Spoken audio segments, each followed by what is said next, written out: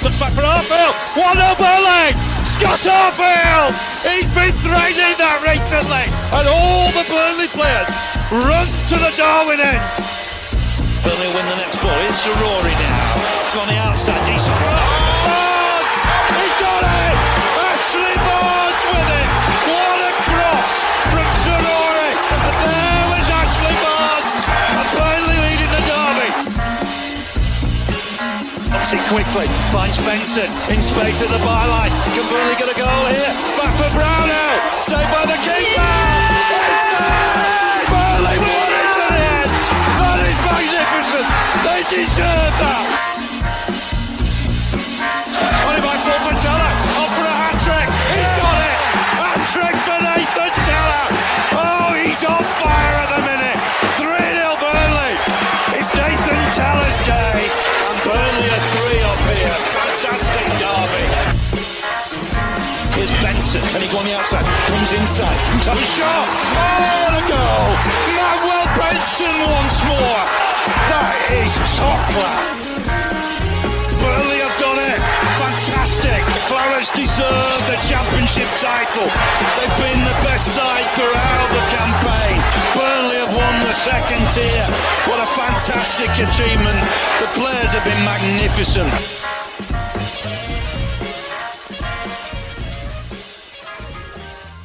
Yes, hello and welcome along to the latest instalment of the Turfcast podcast. Full-time show after Burnley's dull, I think it's fair to say, home draw against table toppers Leeds United. On the face of it, a good result, but it left a lot of fans bewildered with sort of like the style of play, the setup in the game, the lack of intent to win. Although, to be fair to Scott Parker, he says Burnley did try and win that football match, but I think he's telling porkies, if I'm honest with you. I think Burnley set up to draw. But as usual, we will get into it in just a minute after I've introduced the lads. And I'm happy to welcome back Liam. It's the first time we've had him on a full-time show for a while. Obviously been sending in some of the final word videos. It's good to have you back, mate.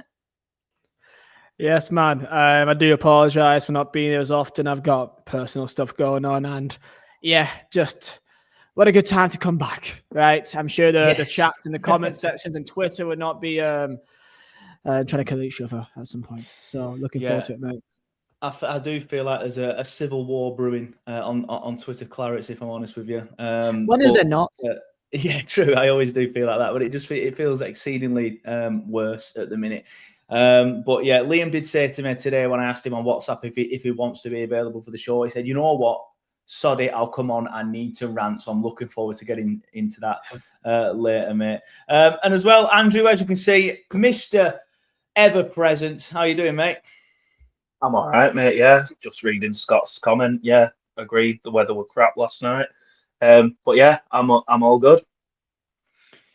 And you'll see that Andrew's internet's a lot better these days. Famous last words. It obviously ends up going bad. Liam, I don't know if you've seen it, but it's because he started using his phone instead now. It was a laptop issue, so now he just uses his phone.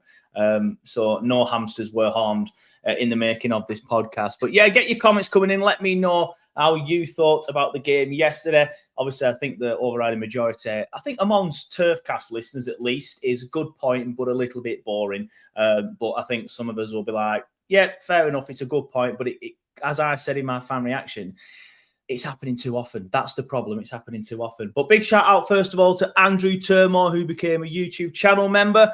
As you can see there on your screen, if you do want to join Turfcast and become a member and get benefits such as early release of the pre-game show, you can do that. If you're watching on a device, now a handheld device, it should be in the comment section. Just press the link in there and you can do it in there. It's a nice way of supporting the podcast. Scott O'Sullivan says, evening all, another clean sheet and a point closer to promotion. Yeah, that's one positive way you can spin that, mate. Clarets Blue 1882 says, what a thrilling edge of your seat game that was. Andrew, after just renewing his membership, goes on to say, pleased with the clean sheet, but not about the draw. Attack looked blunt, and I'm not sure the attacking spirit and will to win was there. It was all about not losing, and in that, they succeeded. To be fair, Liam, I'll come to you first if you're ready. I think Andrew has hit the nail on the head there, hasn't it? I think it was a case of Burnley didn't want to lose that match rather than wanted to win it? I think the main problem is that in isolation, the result is fine.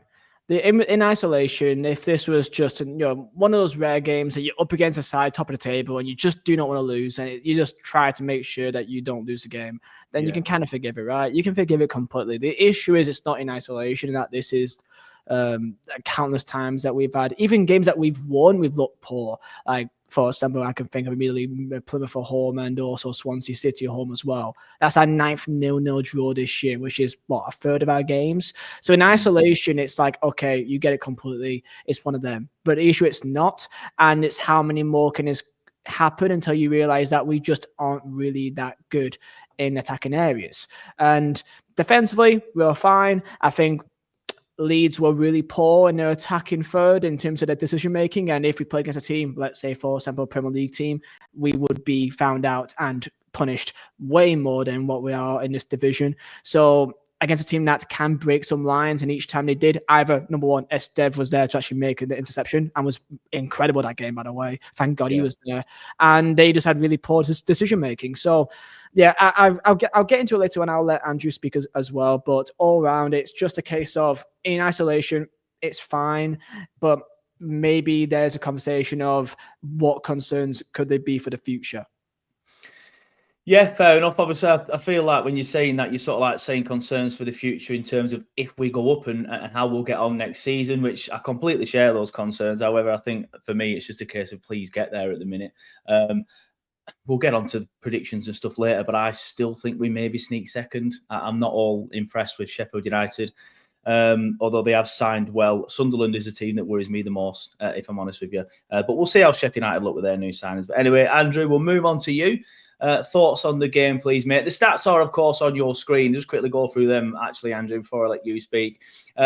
You can clearly see from that how poor that game was. 0.19 XG for Burnley, 0.39 for Leeds. 4 shots, just shots overall for Burnley throughout the entire game. 8 for Leeds, none on target for Burnley, 1 for Leeds, coming in, the 87th minute? So, yeah, Andrew, not the most entertaining game, was it, mate? No, it were one of them where, like I said in my fan reaction, we're very much, and I think Liam hit the nail on the head there. Like, we're very much a team of try not to concede, and that's sort of obvious. Like, it's like stating the obvious that we need an attack. We had no attacking intent last night, but we're very much a team set up of not to concede. We've seen that all season. Like, that's not just last night. And if at the start of the season when Parker took over, we sort of, after the Luton game, thought, this is a manager who's going to change his tactics up for each team that we play. And okay, you take the first 2 games out because they were a completely different team. But you see through the season that's not actually been the case. He has set us up not to concede, and anything else is a bonus. And yeah, okay, it's given us that amazing defensive record that we've got. And, we've hit 20 clean sheets now, which, again, is incredible when you consider the club record is 20 clean sheets already. So we've hit that record. But the fact that this is the 9th 0-0, is it like the 6th or 7th or something at home? You look at it in isolation, and a 0-0 draw against Leeds and a 0-0 draw against Sunderland, when you look at where they are in the table, brilliant, especially with the position that we're in. But it's the 0-0 draws against teams like Derby and Stoke and Preston. It's those 0-0 draws that make it not look quite as good. And I think if you look at, like you say, you look at them stats there, we've had no shots on target in the whole game. If we'd have had 2-3 shots on target and their keeper made world-class saves, you'd be maybe a little bit more accepting. But the fact that we've had no shots on target, they've had 1 in the 80-odd minutes, it just doesn't make for good reading. And I'm on the side of, I'm happy of the clean sheet, I'm happy with the point, and this is a really good point. But it's like we've all said, you look at it in isolation, it's a good point. You look at it on the grand scheme of things, and it's really, really not. Yeah, I think, like you say, against Leeds, I think you've both hit the nail on the head. Against Leeds, it's a good draw. And against Sunderland, it's a good draw. It's just the fact that if we drew 0-0 at home to Sunderland, and then 0-0 at home to Leeds, but we'd beaten Derby 3-0 at home, beaten Preston 1-0 at home, got past Blackburn 2-1 at home, and all these, even if it were just 3 out of them 0-0s, I think the fans will be more forgiving. However, it's an accumulation of the 0-0s. And to be fair, what I will say, I'll go back to a point you made there, Andrew, saying you don't think Parker sort of like changes. I think this is the only time, to be fair, I disagree with that. I think this is the only time, to be fair, you've probably seen us, apart from Leeds away, set up in the way we set up. Because most of the time, these 0-0s, I agree it's not great, and I agree we need to move the ball quicker. I think that's the main factor for me. We need to move the ball quicker and put more bodies forward and take more risks. That's what we don't do in most games. But yesterday, we did set up to play in a low block, if you will. Not essentially a low block, but it kind of was. And just to nullify Leeds. And that was the priority, just nullifying Leeds. Whereas I go back to all these other 0-0s, and that's not the case. It's just been they've done that to us. But we need to find a way to break them teams down, because the next home game's Oxford. They're going to do that to us. And I'm already resigned to a 0-0 or a 1-0 win. I don't think it's going to be as easy as Plymouth away was, for example. I thought their manager got it all wrong. The way to play against Burnley is to sit in a low block and hope that they don't create anything, and 9 times out of 10 they won't. So I do think last night was a bit of an anomaly, because we don't usually play like that. Get your comments coming in anyway. Sean Rubino says, let's be clear, that was a dull performance, but it's not a one-off. 12 draws this season, lose 6, win 6 of those, and we have 6 more points. Last night set up not to lose, and if we scraped anything, it was a bonus. Thought the left side was terrible. What Foster's role is and how he played was abysmal. Gave the ball away a lot. Striker is a must. Get 1 and second is ours. We'll get on to Foster and individuals in a bit. I have made a note on Foster and playing on the left. I do want to talk about that. I don't necessarily think it's his fault. He's not a left-sided forward. Why? That's the thing that annoys me the most. I know a lot of people are fed up with Parker and stuff, and fed up with the style of play, despite being third and knocking on the door of promotion. But the thing that annoys me the most about Scott Parker is his insistence on playing people out of position. That's the thing that annoys me the most. Sean Williams says, I think we are missing the point of criticising the forwards, and the midfields need looking at, need more energy. McDermott, question mark. Again, we'll get into individuals in a bit, mate. I've made a note on Brownhill as well. I thought he was poor last night. It does tend to be poor against better midfields.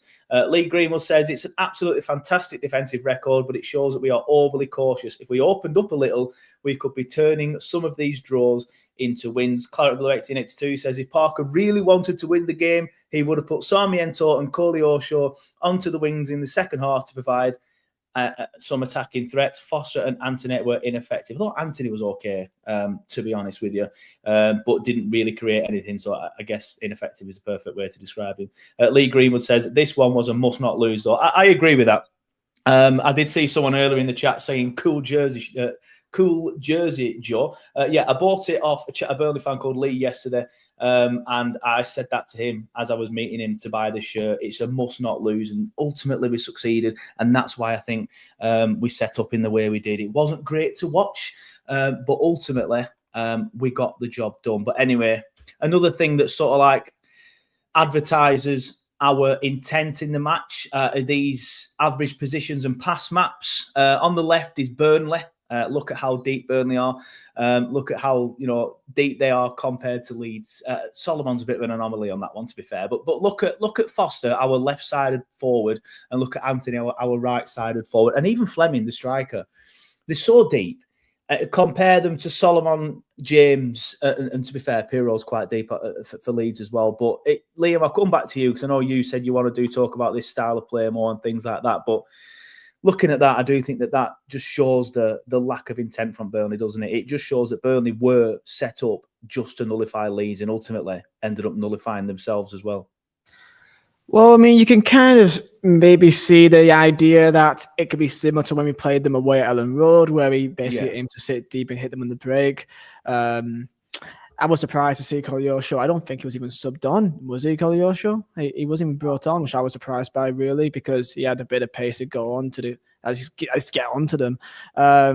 I've seen a few funny tweets actually, which I kind of just got highlighted. Here's one actual serious one by Opta, which I think is damning. Opta has analysed over 6,500 championship games since 2013, and this game had basically 756 completed passes with only one shot on target, which is the record for Opta stats, basically, which is ridiculous. A funny one is my granddad is seriously ill and is paralyzed from the waist down, and we are watching Burnley beat Leeds, and he just got up and left the room, which I'm very proud to hear that his granddad's done well. I've actually got an Everton fan here that texts me saying that you make us look good, which I think is actually the worst part out of any of this, really. Even Everton fans think that we are performing worse than them on the pitch. So I think this is a real low for Burnley Football Club, really. So in terms of the style of play, you can understand it, and I get it, right? The defensive record is amazing, and, we were always going about it, but I'm kind of getting annoyed by hearing it by everyone each time now, because I think it's almost playing to our detriment at times, that we are almost playing too safe to keep this amazing defensive record, where we are in a game like this or against Sunderland, we're kind of too scared to go for it. And it just leads to us having a situation that we are basically just scared. We're scared. Now, I made a positive and negative part. I try to look at it from both sides here, because if you are on a side of like, this is atrocious and the worst thing I've ever seen, or look, who cares as long as we get results, I think you're both correct. I think you're both correct in your opinions on it, really, because at the end of the day, it is bad. Even if you agree that it's very, very boring, you can still also agree that, well, I mean, at least that it gets results, right? And that's all that matters, right? That's all his job is. But it's almost the idea of, okay, let's say we do go up, massive quotation marks here, right? You may say, well, this is a better game plan to stick into games, stay into games, and then if we do get promoted, it'll be maybe better to translate into the Premier League in comparison to the Vincent Kompany suicide football, basically. And I'm just sticking games even if we're playing poor. And then the other side is, well, we're barely been scoring goals in the Championship. That will happen even less in Premier League. We know that as a fact, and our defense will be worse. So if we're already not scoring goals and defense will get worse, what may happen next year in Premier League? That's a massive if. We're not guaranteed to go up, but it's almost, I think that's the idea of people, which I almost lean into as well. It's almost like, if we do go up, what are we actually looking forward to? Just hell again next year? It's just going to be another, and again, maybe I'm being way too harsh here, because maybe it's a case of he has to do what he has to do with the players he has at his disposal to get results. If that's the case, then I agree. I do think some players are better than what they're doing right now, and I think they're being basically held back on their creative freedoms to make sure that they are a defensive unit and keep this record. And that's the way I see it. I mean, 9 draws this year: Leeds, Sunderland, Stoke, Middlesbrough, Derby, West Brom, QPR, Preston and Oxford, which is a third of our games this year. Majority are home. So that's basically what I got in here. Yeah, fair enough. I will come back to that and say I don't think Parker sets up like that because he wants to keep the record. I just think the record is something, a factor of his style of play. I think he is just a cautious manager, and he is just a cautious coach. And I agree. I think the best way to look at your point there of saying you think that he is sort of like not coaching the creativity out of them, but holding them back. It's Coley Orshaw. He was fantastic under Kompany. All right, we only saw 3-4 months of him before the injury, and you could come back and say, well, maybe it's the injury that's done it. Because he has got into some good positions as Coley Orshaw and made some bad decisions when he's in good positions. For example, taking players on and then cutting back. But yeah, I do agree with that point. I feel like, your Coley Orshaws and your Antonys, they are better than what they look at the minute, and potentially even Fleming, because Fleming only looks good away from home, doesn't he? Whereas at home, he just looks lost because he's getting no service. He's being told to hold the ball up, and he's not really that type of player. Whereas away from home, hence why all of his goals have come away from home. He's absolutely fantastic. He makes runs into the box away from home, but he doesn't get the chance to do that at home. The Blackburn goal being the perfect example, and obviously even the Plymouth game where he got 2 goals. But Andrew, I'll come to you, mate. Yeah, on, just I ready to talk anyway. That with the where he holds players back, like I do agree to a point. Like I agree, he's definitely helped. Maybe not Parker, but Coley Orshaw's sort of put the handbrake on. We're seeing that with different players.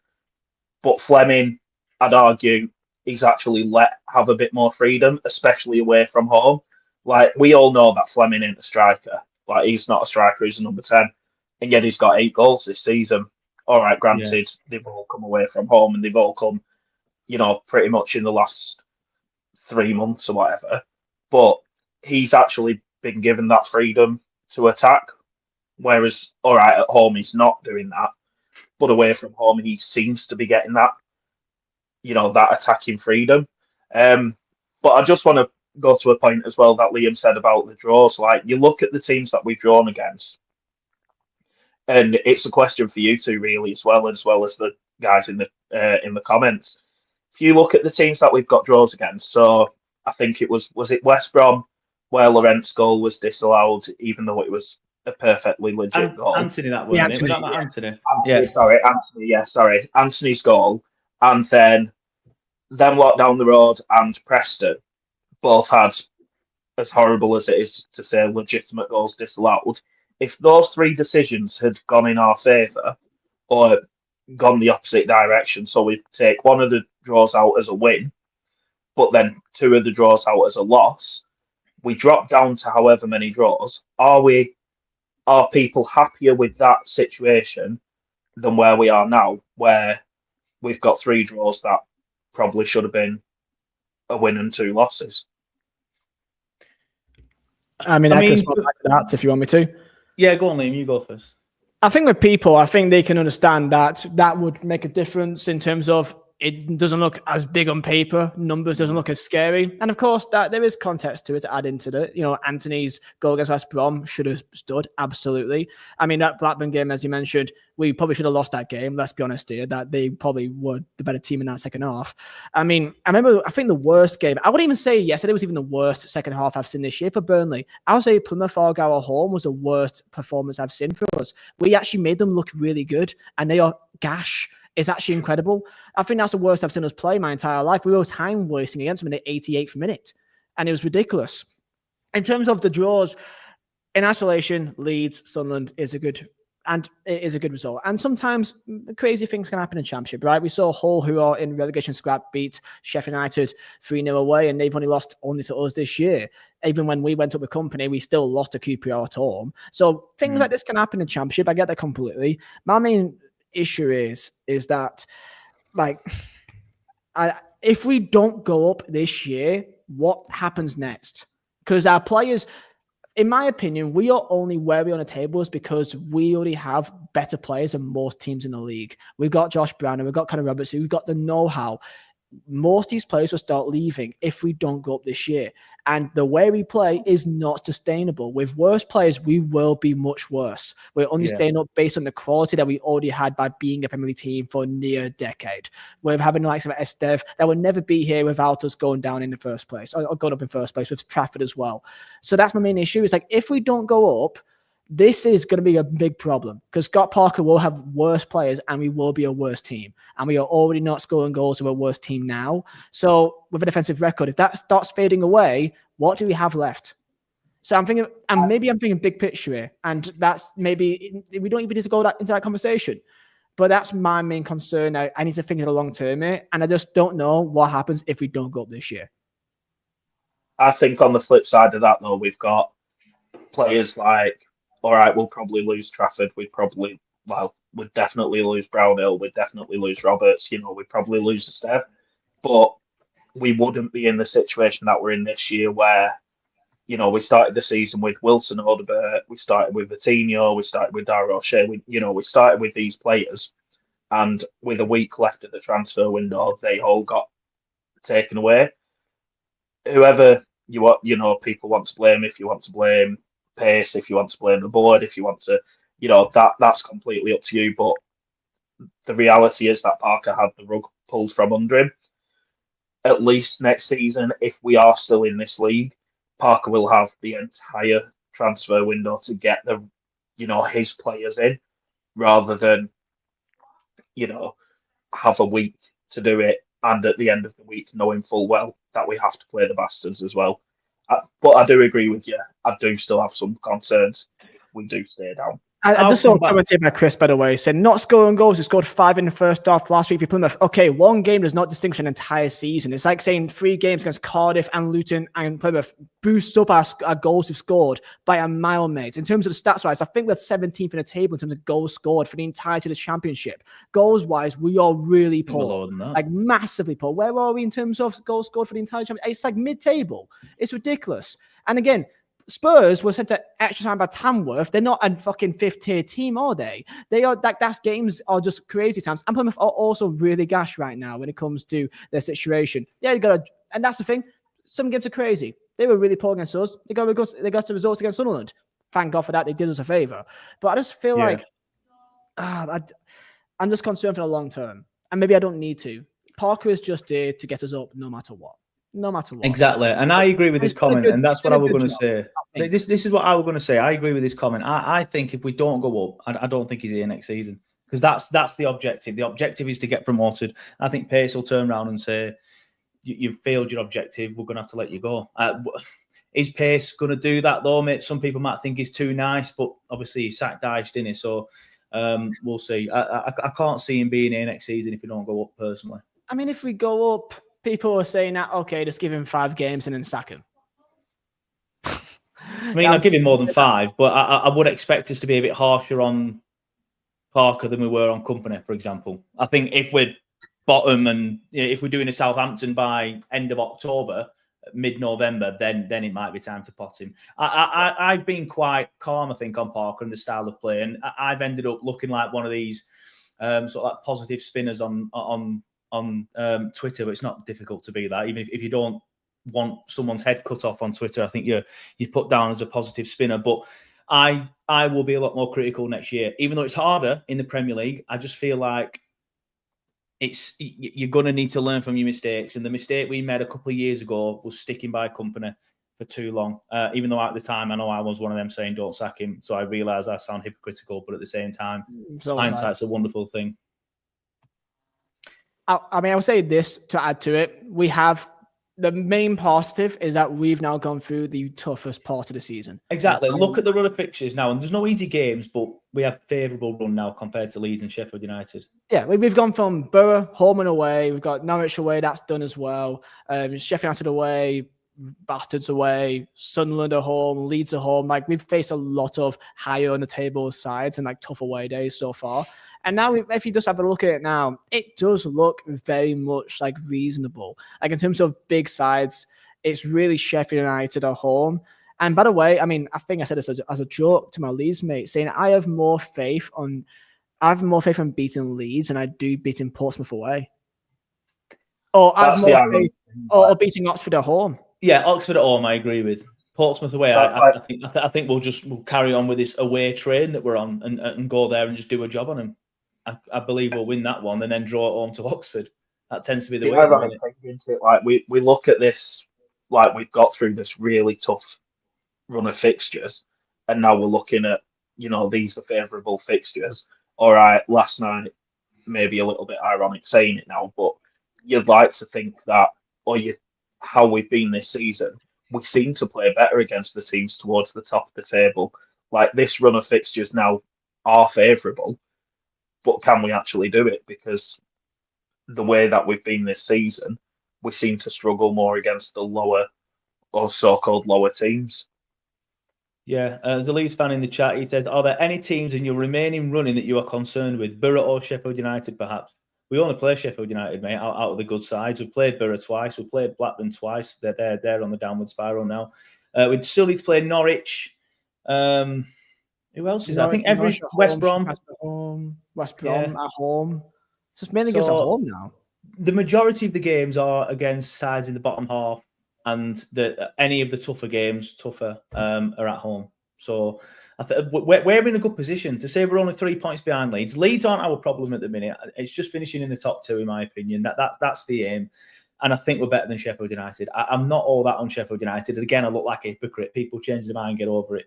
At the start of the year, I was going on about how Sheffield United constantly do jobs on teams. I've watched them against us at Bramall Lane. We did a job on them. They were poor. I watched them at home against West Brom. They were poor. I watched them the other day against Sheffield United. They were poor. I've not really seen much against Hull. I've not really seen much of Sheffield United, but I am slightly worried that the signings of Cannon Diaz and Chowdhury, which happened last night, which I didn't know until this morning, might improve them. But again, we'll see. Watford away as well. That you know what? I love going to Watford, so I'm actually excited for that one. But again, away games we are better. I just want to bring these in to back up some of the comments. Liam, obviously, I'll start with you on this because you do seem quite passionate about sort of like the style and stuff. But this is Daniel Farker's comments after the game last night, and this is what he's saying about Burnley. He says the problem is Burnley take pretty little risk with the ball in terms of losing the ball in dangerous areas. So if they lose the ball, it's only in areas where they can't be hurt on the counter-attack. This is why you never have a counter-attack or really a dangerous transition moment against them, and that makes it so complicated. You always have to prepare and to create chance more or less against a compact block. They are well structured against the ball. Pretty much credit also to Scott for how he does this. It's complicated to create chances against them. Whether they should do it in a different way or be braver or whatever, it's not up to me to judge. But I think, as we've all been saying, we set up against Leeds. I only think we've done this twice personally, and that's against Leeds both times. But we set up in a way just to nullify Leeds and just to play in that style, and it works. It's worked against Leeds, but we end up, don't we, as we've said, and nullifying ourselves. Yeah, I respect him for saying that. I really do. And, it's spot on that Parker is smart in terms of how he wants the team to set up, in terms of when they are prepared to take a risk. I think also an issue is the fact that I don't think we've got many options right now to actually create a chance. We got Lyle Foster out on the left-hand side, which I mean, we saw this on the company as well, didn't we? And he's never been a winger at all. I don't really know what he's doing out there, really. Fleming, again, you may say he's out of position, but he's doing the best he can, I guess. We've not got many other options that can really replace him right now, really. It's just, I respect him for saying what he says, Farker, and even Leeds fans, I know they've got their own opinions on him, thinking that he's even too safe, and he's even, got similar issues to what maybe us fans have with Parker. So, again, in isolation, I get it completely of why we set up the way we did against Leeds and even against Sunderland as well. I thought we played actually pretty well for the first 20 minutes against Sunderland, and then they got more into the game, but I felt like it were pretty good for the first 20, 25, and then second half, they got more into it and had more chances, right? And if it wasn't for Trafford, I think fans would be a bit more upset right now. But yeah, against the Leeds in isolation, I get it completely. And when we play against a side that would just set up deep and to aim to frustrate us, that's up to us to try to break teams down. And that's what happened to us even back in the company. That's just what happens when you're a team with higher quality.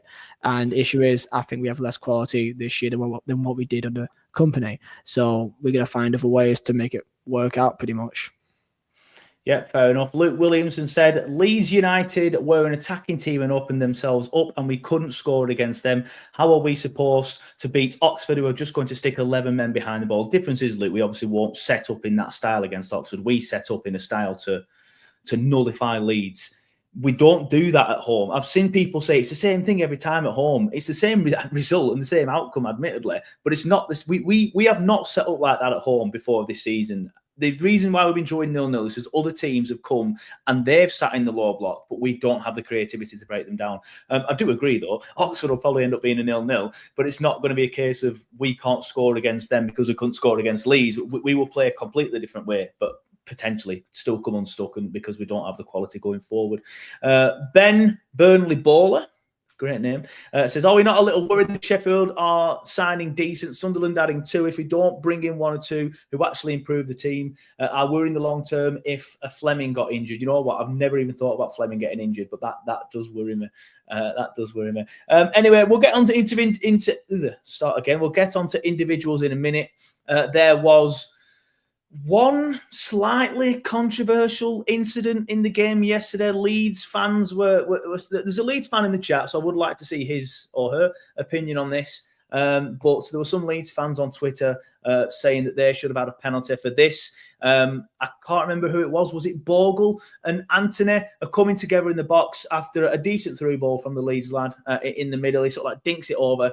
As they're coming together, in my opinion, as you can see from the screenshot, it's shoulder to shoulder, and it's completely fine, I think. I don't think it's a penalty at all. But there was a lot of Leeds fans on Twitter sort of like up in arms saying it should have been a penalty. However, Leeds players didn't really appeal for it too much. There was a few muted appeals, but I think it would have been soft. Someone did say potentially given in the Premier League if VAR looks at it. And again, I don't think that's a great argument, even though I've used it myself on Burnley incidents and stuff. But it's not a penalty for me. It might potentially be a foul in other areas of the pitch, but again, I don't think so because I think it's shoulder to shoulder. I think for me that would have been incredibly soft. Andrew, I'll come to you first on this one, mate.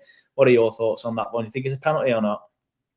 I'm not gonna lie, mate. I honestly don't remember it, so it doesn't. Was you asleep by any chance? No. I would probably shouting expletives at other players. So no, I honestly don't remember it. So for me, that makes me feel like it weren't a penalty because it doesn't seem like a standout moment of the game. But looking at just from that screenshot, it doesn't look like it. But like you say, you can't tell from screenshot, but. No, yeah. I honestly can't remember, so I don't think it will have been. Yeah, no, it's not. Brian Gott says, wasn't he offside? No, I remember when I looked at that moment, when I was looking at the video to get this screenshot, I rewound it, double-checked that he was onside, and he was about a yard or two onside, if I'm honest with you. Leeds fan in the chat, he says, Anthony fouled Byram. Anthony never attempted to play the ball. I expect your fan to say it wasn't a pen. At the other end, your opinion will be different. You can tell you're not a regular viewer of this podcast, mate. To be fair, why would you? I've sat here and said a million times decisions have gone in Burnley's favour when they shouldn't have done. I do not wear claret tinted glasses. And I think for me, you're absolutely reaching there, mate. There's no look at that screenshot, for example, mate. It's shoulder to shoulder, mate. It really is, and I think you're absolutely reaching if you think that's a penalty. To be honest, Duncan Hamilton says not many. This is another Leeds fan, by the way, in the chat, and this guy says not many Leeds fans claiming a penalty would have been soft. The duality of man, but I think for me it's not a penalty. But it's good to see two Leeds fans in the chat with different views as well. Liam, come to you, mate. What are your thoughts on it? I think you're muted, mate. Oh, yes, I am. Same as Andrew, I do not remember this at all. I thought this was a nothing incident completely, so I don't have any reason to remember it. I thought it was just a collision that happens in football, so I didn't think twice, really. I've not seen the video back, so yeah, I forgot that even happened. Yes, I forgot that even happened, I'll be honest with you. To be honest, as well, even if it was given as a penalty, Trafford's going to save it, so yeah. It's one of them. Fair enough. Fiver Fred makes a good point. He says Fort didn't even say anything about it, which again, if he's not asked the question, then he wouldn't do. But again, the interview is not even asked him about it. I do feel like it was very muted, and it was just mainly fans on Twitter that were saying it. Other than that, are you over here in the chat who's a Leeds fan? Pendle Claret says it would have been the softest pen of 2025. Well, that's a lie, mate, because Sunderland got an even softer one because it wasn't even in the box. Was that in 2025? It was, wasn't it? It was only the other week. Yeah, it would have been soft. I agree with you, mate, but definitely not the softest. Right, moving on. I do want to talk about individuals. Burnley's midfield was quite poor yesterday. Josh Brownhill. Look, I end up looking like a Brownhill sort of like defender all the time. I'm not. I just struggle sometimes why I think he just ends up being the scapegoat. But I completely agree. Yesterday he was poor. He went missing in that match. When he's playing against better midfielders, I do feel like he goes missing. And yesterday was another example of that. Sunderland was an example, and pretty much every game he's played in the Premier League for us is another example. I think he's a good midfielder in this division, but again, when you're coming up against better midfielders and you're then going missing, it shows that you're obviously not one of the best, or you can't cut it in the Premier League, which I think we all know anyway. I think for me, the reason why he doesn't play well against the likes of Leeds and Sunderland, he just doesn't have as much time on the ball. And mainly, I think this is why Loren has looked poor against Leeds and Sunderland, because, again, he doesn't get as much time on the ball. The amount of times where a pass will be quickly sprayed into Loren or Brownlow and they miscontrol it, or they spend too long on the ball and they get tackled, or they pass it away. Too many sloppy passes from Josh, too much dallying in time on the ball from Loren. I thought the midfield was poor yesterday, and I think that's why Leeds were, in my opinion, the better side. I think over the course of the game, yes, they didn't create much more than us, but they were the better side in that game, and I think they won the midfield battle just like Sunderland did. And yeah, it's a shame because there were some fans when Josh were having his great run of form refusing to give him credit. Kieran, evening, if you're in the chat, by the way, just sort of like saying, oh, let's see how he does against the bigger teams. And as soon as, to be fair, it comes up to the bigger teams, like they just refuse to give him credit. But I agree, to be fair. I do think he was poor. Flyver Fred says, I'm the biggest Brownhill fan, but he is anonymous in the big games. Clarets Blue 1882 says, Brownhill was playing too high, Loren was playing too deep, and it looked like Cullen was on his own in midfield. Just quickly bringing the positions back up there, mate. Brownhill is relatively high, but I like Brownhill like higher, to be fair, mate. I think he can do better in them sort of positions rather than playing too deep. Aidan McDonald said, do you think someone will come in for him before the window shuts? No. Brownhill from Team who turned up last night says Joey Shilling, strange, really. Liam, I'll come to you first on this one then with the midfield. Yeah, it weren't a great night for Burnley's midfield, was it? I thought Sunderland, I thought Leeds had the better of it, and I thought Brownhill and Loren were ultimately a little bit poor. It almost sounds kind of dumb out of all players to kind of point at for it to be Brownhill, who's a top goal scorer and also top of the assist charts as well. So it seems almost like stupid to even point him out, but it's something that we already know. You know, when Josh Brownhill goes into the Premier League, he looks not even close to the player that we know in Championship because it's just a different quality of opposition that you're up against. And yeah, you get less time in the ball. It's much more physical, and it's just a different kind of pace of the game. So yeah, I don't want to go at him too much because where would we be without him? And he's got what Brownhill has. His best trait is know-how, is experience in terms of how to drag players out of position. The things you don't notice really is what he's best at when it comes to moving and kind of like taking defenders apart and moving away to kind of make space for others. That's what he's best at. And those are things that you kind of don't notice too much because it's kind of things off the ball. So in terms of Brownhill, he played a bit more high up the pitch and was kind of like a 4-4-2 basically in defensive structure. So it's something that we already know about him. Cullen, we already know in Premier League, couldn't really cut it either, unfortunately. So, and Laurent has a bit of physicality, a bit more progressive with his runs. He can move the ball up the pitch a bit more. But I don't know what to really think, man, because when it comes to the idea of playing as a good team, it kind of happens too often. So, again, it just makes me think of next year what happens, you know. I can't stop thinking about it almost, and maybe I'm stupid by thinking that way. But yeah, look, all I say is if we beat Pompey this weekend, no one will give a shit about yesterday and we'll forget that it ever happened. So that's all I can hope for anyway. Yeah, I think, like I said earlier, let's get there first and then worry about it. But yeah, Flyover Fred says we will miss Brownhill massively if we don't go up and he leaves, though. In my honest opinion, I agree, but I think if we don't go up, I think that's when he leaves. I think if we do go up, he might stay, but I think some fans probably wouldn't want him to stay, weirdly, if we went up. John Fulton, I want to bring this comment back on the screen. He says, he was as good as the rest of them. Given a break, he's clever and through. You know us, John, we talk about anybody, mate. We're not picking on Brownhill at all. If anything, I try and defend him more often than not. And we have mentioned Loren in there as well. And we are going to come to Lyle Foster, don't worry, John. But we're not picking on people. We're just saying it how it is. That's what we do on these shows. We've got to talk about stuff that's happening, and we'll continue to do so. Andrew, we'll come to you, mate. Why do you think that midfield goes missing in these bigger games? I probably agree with you too. Like he doesn't get the time. Not just Brownhill, but Brownhill, Loren. They didn't get the time on the ball. There were a comment before as well where it said it looked like Cullen was on his own in midfield. I know that obviously the heat map doesn't say that, and you know the positions don't say that, but it did feel like that at times. And I think it might have been Sam who said when Brownhill has a good game, when Cullen has a good game, Burnley have a good game. Yeah. I think Sam said that like quite a few weeks ago, and I'd completely agree with him there because I think when Cullen has a good game, it helps Brownhill have a good game because he's allowed to push forward a little bit more. And like, I mean, the whole team yesterday, we weren't great going forward anyway. And that's what Brownhill's better at. He's not a defensive midfielder. He is better going forward. And we weren't getting the ball into the positions where he could do that. Like, we all know Brownhill likes a shot from outside the box. We weren't getting the ball into that position.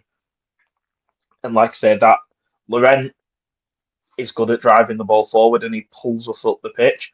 He wasn't getting the time on the ball to do that. And that really yesterday was our whole issue. And, you know, it's not necessarily that they played badly yesterday. Like, I don't think it was their best game. But that was part of Leeds' game plan. Like the Leeds lad said in the chat before, one of their players' whole game plan was to man mark Brownhill out of the game. And they did that as well as they could do. And it was effective in the end. We're looking at it from Burnley fans' perspective, where we're saying it were crap. But you're looking at it from their perspective, and it's like, well, the man marking him managed to do his job. Yeah. I do think if you get touch tight to Brownhill, and you're good at doing it, then that's pretty much 50% of the battle. I do agree. I like Laurent, and I want him in that midfield, despite him not being great technically. Like on the ball, I think sometimes, like you said, he needs a lot of time on the ball. Does Josh Laurent, to be able to do what he does and drag his 30, 40, 50 yards up the pitch. But like I said earlier, there were so many times where it was passed into him and the Leeds lads are on him instantly. And he's just not got the technical ability compared to some of the other lads on the pitch to be able to take a touch and create space or take it round them or whatever. Then ultimately he just ends up getting tackled. I will quickly bring in this comment from George Rodriguez. He says, just tuning in now. Did you all plan on wearing classic Burnley kits for today's episodes? Look great for you all. No, mate, it just happened. Liam was originally wearing a hoodie. Then he's took it off and he's ended up in a classic shirt. It is absolutely boiling in here, mate. I had to wear something right up. It's hot in here as well, to be fair. It's this massive screen, doesn't it? And Andrew just, I think Andrew's always got a classic kit on, to be fair. Flyover Fred says, we don't move the ball quick enough. Some of that is because of the way we are set up. Some of it's because we technically aren't good enough. Look how good Sunderland were in comparison. I do agree with that, mate. Sean Rubinho says, Burge is a colossal loss. Brownhill is good if he plays as an attacking midfielder. The number of goals, if played in the right position, is testament to that. Cullen is consistent. The player I am hoping steps up, and he may be close, is Ramsey. He will be class at this level. I'm hoping Ramsey can fill the void that Burge left. I don't think he's that close, mate. I'll be honest with you. But I haven't got a clue, to be fair. But last I heard, it, just going off press conferences and stuff and information that's already out there, it doesn't sound like he's going to be available until April, something like that, or maybe even next season. Which, yeah, I mean, if we're still in the Championship next season, we've obviously been whinging like what happens next. He could end up being quite important and integral to us. However, from what I believe, I think he's our highest earner or one of, or could be next season if the likes of Brown on that leave. But anyway, I digress. Liam, I want to come to you first on this one. Lyle Foster. Now, I like Lyle. Here we go. No, listen, I like him, and I'm not going to sit here and say, rubbish, not good enough, get him out like a lot of Burnley fans do. I still want to see him as the 9, especially at home, because the Fleming thing in the 9 isn't working. For me, try something else. I know Parker loves square pegs in round holes, as I said earlier, which frustrates me a lot. But Lyle Foster on the left, this experiment for me, because if you can call it that, because he's done it 4 times now, so I think it's something that he wants to do going forward. It doesn't work. And maybe I'm judging him too harshly on the fact that it's been, because he's played 4 times in that position now. Once against Reading, where he was brilliant. Once against Plymouth, where he was brilliant. Once against Sunderland, where he was dog shit. And once against Leeds, when he was dog shit. And the thing is, it's not even like he wasn't great on the ball. It was just consistently out of position. And I don't necessarily blame Lyle for it. I blame Parker for it because it's not his position. I don't understand why we're playing him on the left-hand side of that front 3 and asking him to track back and asking him to be in that compact block, which we were doing yesterday. It's not his game at all. I would have rather had Hannibal there, for example. If you want a player to sit in a low block and do his job properly and frustrate teams and then maybe create space where the ball's at his feet, Hannibal is that man. Koleosho probably not so much because he couldn't do the earlier part of that, but Foster didn't do any of it. And I just feel like yesterday was for me the bit where I'm like, right, can we stop playing Lyle at left mid now? Either get him up front or use him as a bench player to bring on in the last 20 minutes to play up front instead of Fleming. But for me, I still want to see him in that 9. Again, already, comment from Clarets 1982, sell him. It's harsh judging him playing on the left-hand side. I wouldn't say sell him. I wouldn't say so. Yeah, I mean, it's harsh because he's playing bad, but he's playing out of position. So, yeah, for me, end the experiment, play him up front or don't play him at all. What are your thoughts on him, mate?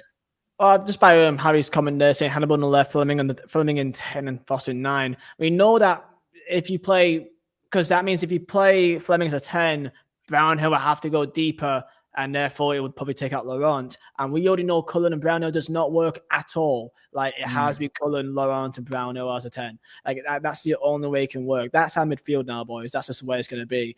Foster is basically, the way I see it, is that there's a lack of other options in that area. Collier has no end product and would not defend as well. Hannibal is someone that is probably technically better on the ball, but probably lacks a bit of a counter-attacking threat, really. I mean, Hannibal, again, doesn't really have much of an attacking threat either. I don't think he's definitely not scored a single goal this year. I think he's had 1 assist, I think it is.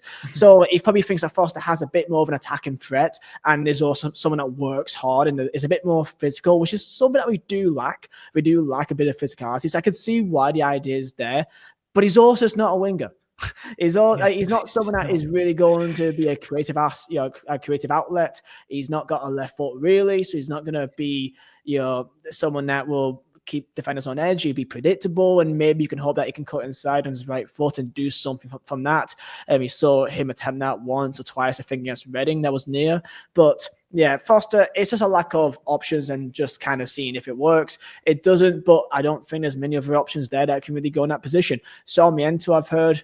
I like Sarmiento as an idea. The idea of Sarmiento is sexy. Oh, he looks like he's from Love Island. I like him in that 10. I don't like him on the wings in the wide. He's not a winger. He's definitely not a winger. Sarmiento's not a winger. As a 10, he's best, but then that means Brownhill's worse, and that means our midfield is worse because he's deeper. So, like, it's almost like something will suffer there. So it's kind of your judgment on which is best, and Brownhill's top goal scorer and top assist maker. So you got to keep him there, basically. Just let's not mention what's being said there. But I don't know why people keep falling for this nonsense. Well, wasn't it some? It was a woman that was from the BBC, wasn't it? Karen. To be fair, I know Karen as well. I've not even messaged her about it. I don't know where she's got it from, but I don't know why, because she looks like she's got a bit more credibility because she's with the BBC. It's like, oh, she must know something. Nathan Teller's not coming to Burnley. If he is, I'll run naked down. He was in Park View last night. Thing is, if he was in the stands, there would be a picture of him. Somebody would have took a picture of it. They may have had a conversation about, all right, Nathan, do you want to come back? No, that's probably what it'll be. But yeah, anyway, sorry, we digressed then when Liam was making some very good points on the Foster situation and rounded it off brilliantly towards the end. I do agree on the physicality side of it, but especially, I think he looked more lost in yesterday's system because he was asked to be compact. He's not asked to go forward. I think that's why he played well against the likes of Reading and Plymouth, because he's going forward. And whereas against Leeds, he's asked to stay compact and track back, and it just didn't. Constantly out of position.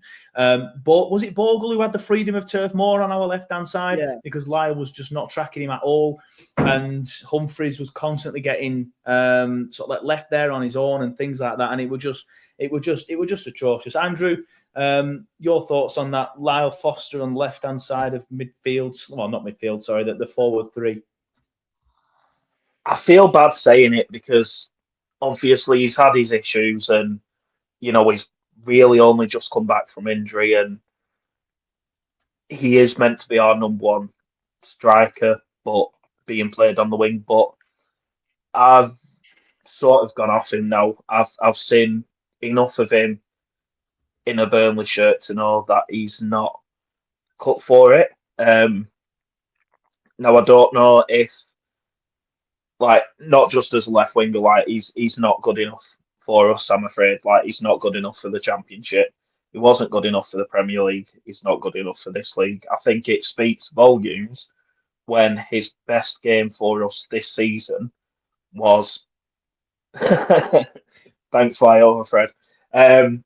It speaks volumes that his best game for us this season was against League One opposition Reading, and even then, I don't think he was fantastic. Like, I still thought he was good, but I didn't think he was fantastic. He's got 1 goal for us this season in the league, which is the same as Dara O'Shea, who played 1 game for us this season.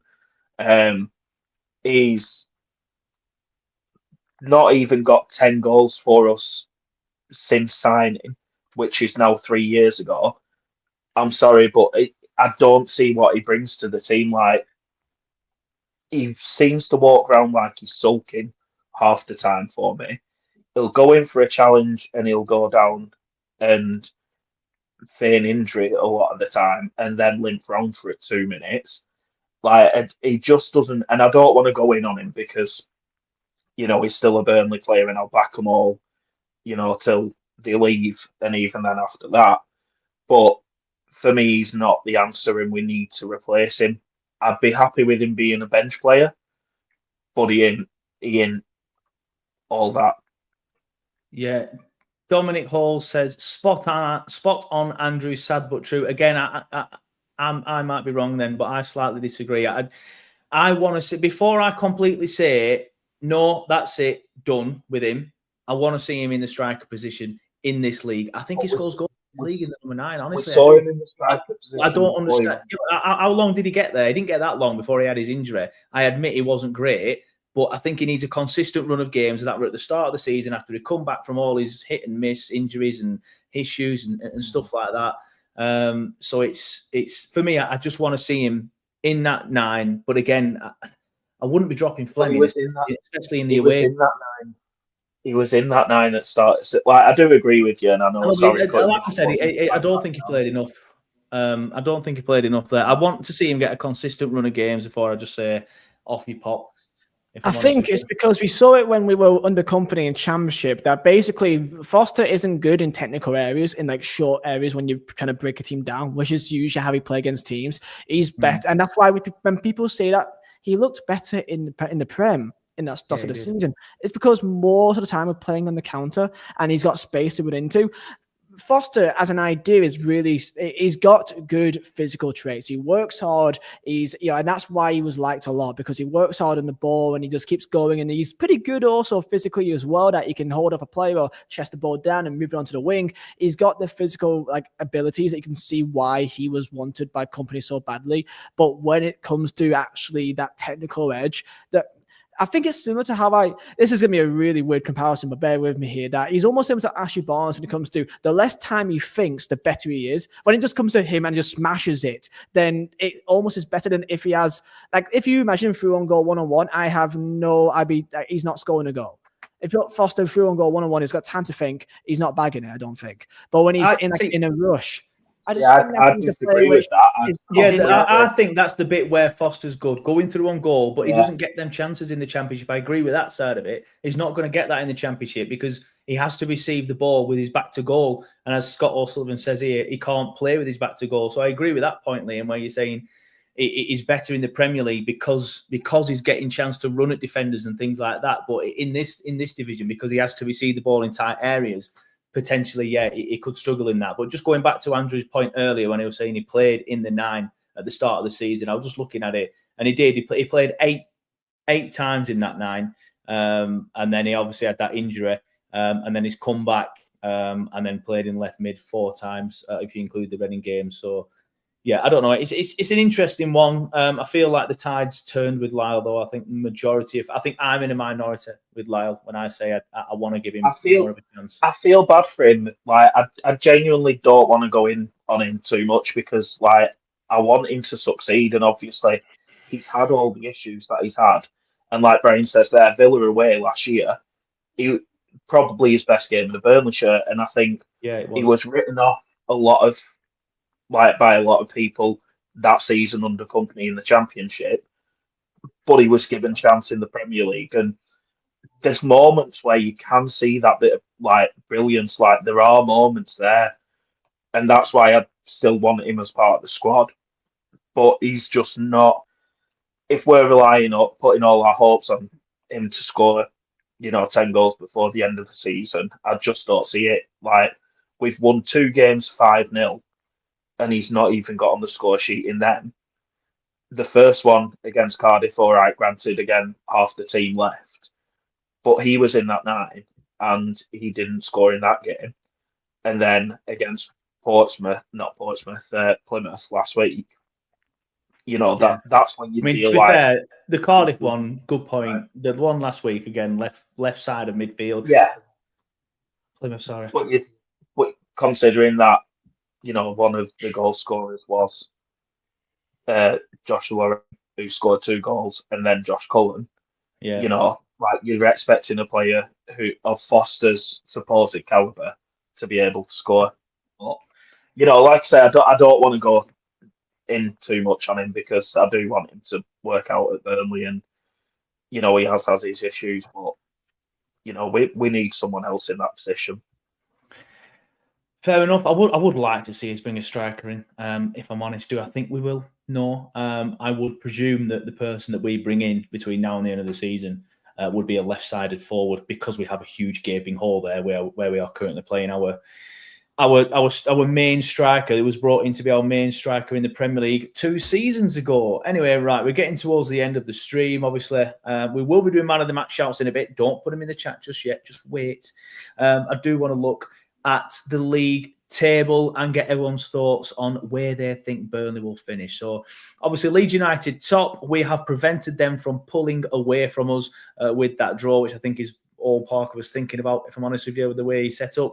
They're top on 60 points. Then Sheffield United, who have had a 2-point deduction, remember, a second on 58 points. Then it's Burnley on 57, Sunderland on 55. And then there's obviously a big gap to the rest of the teams. You've got West Brom on 44 in 5th, Middlesbrough on 44 in 6th. Blackburn, their bubble has well and truly popped. They've lost the last 3, they've lost 4 of the last 5. They are in absolute freefall, which is absolutely standard for this time of year for them. Then you've got Bristol City, Watford, Sheffield Wednesday, Norwich, and the also Rans after that. Liam, are you happy with where we are at the minute? I know we've talked at length about the style of play and the lack of entertainment and stuff like that, but the flip side of that is it's kind of working. We're 3rd. We're still in the promotion hunt. People were telling us when we sold all them players at the start of the season that, we'd be lucky to get playoffs. But I think playoffs is literally the worst case scenario now. Are you happy with where we are? And do you think we finish in the top 2, or do you think we just fall short and we have to go through the playoffs? I mean, you can't say that you're not happy with where we are in the league. We're 3rd in the league, 3 points off top. We're sticking in games. Our defenses, I mean, if you were to say to me from what we saw last year, that complete disaster that we'll go from conceding what felt like 5 goals a game to conceding 9 in basically February, I would say you're on crack. So that's something impressive to say the least. I'm happy where we are. It's kind of what I expected Scott Parker to do, is that I don't think he was going to blow the league away, but he was going to be, pretty standard, sticking in games and just getting a few 1-0s and 2-1s across the way. And yeah, it's pretty standard to what I expected this year, really. And the main positive is, look, we've gone through pretty much the toughest part of the season now. So, we've had Leeds, Sheffield United away, Sunderland at home, Borough home and away, Norwich away, which is always a tough game as well. We've had some pretty tough games in the last month. And also, keep in mind, one big element, it is also the Christmas period, which there's games weekend, every 3-4 days. It's really fast paced. We've dealt with it very well. So this is always a possibility that things could fall apart, and we've stuck it very well, thankfully. So hopefully, if it gets a result against Pompey and Oxford back-to-back, 2 wins in a row, we'll forget this ever happened. Yeah, I mean, I think I was saying on these shows before Christmas, like just before, we were all looking at the fixtures and the tough period we had coming up, and I was saying, as long as we're still in touching distance of that top 4, then I'll be happy come the end of this, and then we'll go on a run. Hopefully, we're more than in touching distance. We're in there. We are part of that top 4. We're 3rd, knocking on the door of 2nd. I think we finished 2nd personally. I don't think the draws are going to continue. Famous last words. I probably said that 2 months ago, but I don't know. I just feel like I think we will eventually learn how to break these teams down. I know people are going to sit there and say we were awful yesterday. The way we set up was too negative. I agree, but we're not going to set up like that against Oxford, are we? We're going to set up differently. And hopefully we can break the teams down. And we should be able to break Oxford down. I know we should have been able to break Stoke, QPR, Derby and all them lot down, but we should. And if we beat Oxford, if we beat Portsmouth, for example, and then Oxford, not only will it all be forgotten about, as Liam says, but it also will give the lads a lot of confidence that they can do this against these sides that just come and sit there in a low block. We did it, we have done it in the past. I know we beat Watford. They didn't exactly come and sit here in the low block, to be fair. But I think we finished second. I think we have a better second half of the season than we do the first half of the season, and we're on 57 points now. And I think we end up finishing on 90 odd points and finish second behind Leeds. But yeah, I know. I think again, I'm in a minority on that. Just because to kind of go against what I've been saying, I'm really looking forward to Saints away, to Southampton away in the Cup. That would be a massive, massive indicator in terms of how we play the players we have, to see if that can transition to putting us a quote-unquote Premier League team. They've got 6 points all year. They're absolute gash for that level. But against us, they probably look good. So it'd be a massive indicator to see, number one, the golfing quality, and can we make that step up, and to see how we fare against them. I'm really looking forward to that game. I think it'd be massive to see how we can maybe go at a team that is at a higher quality than we are. Yeah, completely agree with that one. Just a quick comment on your screen there. Twitter saying Burnley's looking at a window called Jaden from Ajax, supposedly at a game last night. Feel free to fact check before discussing. This was in the hospitality. So he was definitely there. I don't know much about him. I did Wikipedia him earlier, and he doesn't even play for Ajax. He plays for Ajax second team, so I'm not sure if it's one for the first team or what. But again, I don't know much about him. I'd learnt about it just before we come on here, and then I've received that picture off an unnamed source during the stream. So it's looking like he's there, but whether he's any good or not, I have no idea. Andrew, we'll come on to you next, please, mate. Thoughts on that league table, and are you happy with it? And do you think we're finishing the top two? Yeah, I'm happy with where we are at the minute. Start of the season, I said we finished third.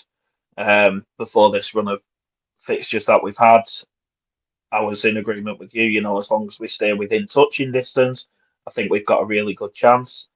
Look, we're 17 games unbeaten.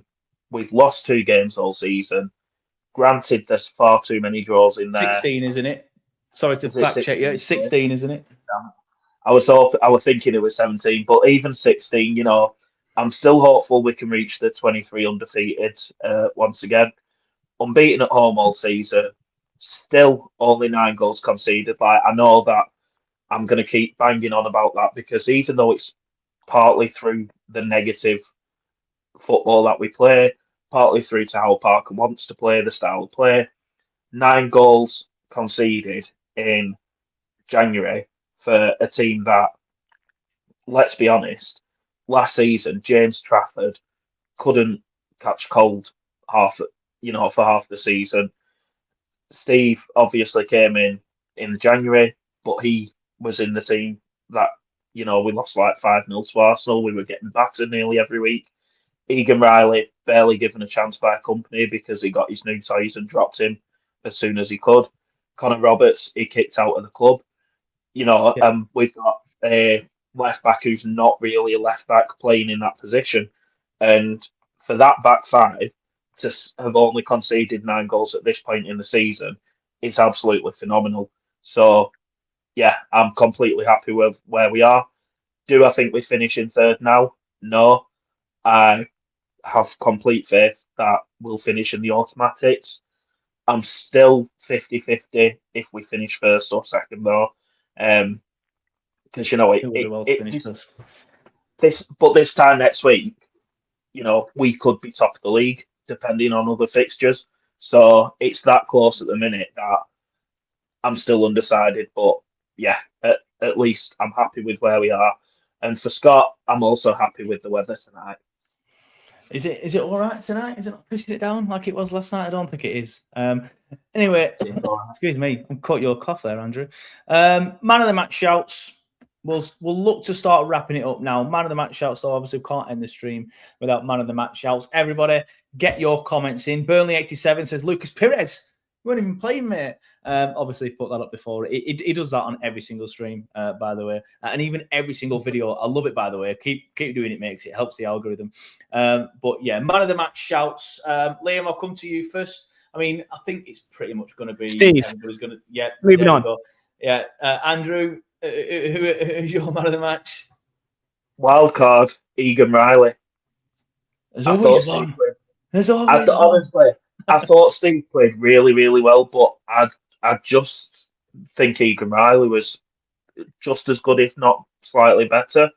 And I want to give him the plaudits because everyone loves Steve. We all love Steve, but Egan Riley does get overlooked sometimes. So yeah, I'm giving it Egan Riley, but by like the narrowest of margins. Yeah, fair enough. Steve, from me, I think he was fantastic. He just doesn't put a foot wrong, and I'd stand by it. He's easily head and shoulders the best centre back in the Championship. He's too good for this league, and he's a big part of the reason why we've only conceded 9 goals. Yes, the style helps, but yeah, he's fantastic. So Steve for me. Scott O'Sullivan says Steve. Dominic Hall says Steve. Harry says Steve, isn't it? Let's not kid ourselves. Scott O'Sullivan does say, though, Anthony played well. I agree. Paul Booth says CJ. Teller says Claret and Blue 1882, but then he goes on to realistically say Steve. Trafford clean sheet again, says Simon. Mr. Steve says Fred.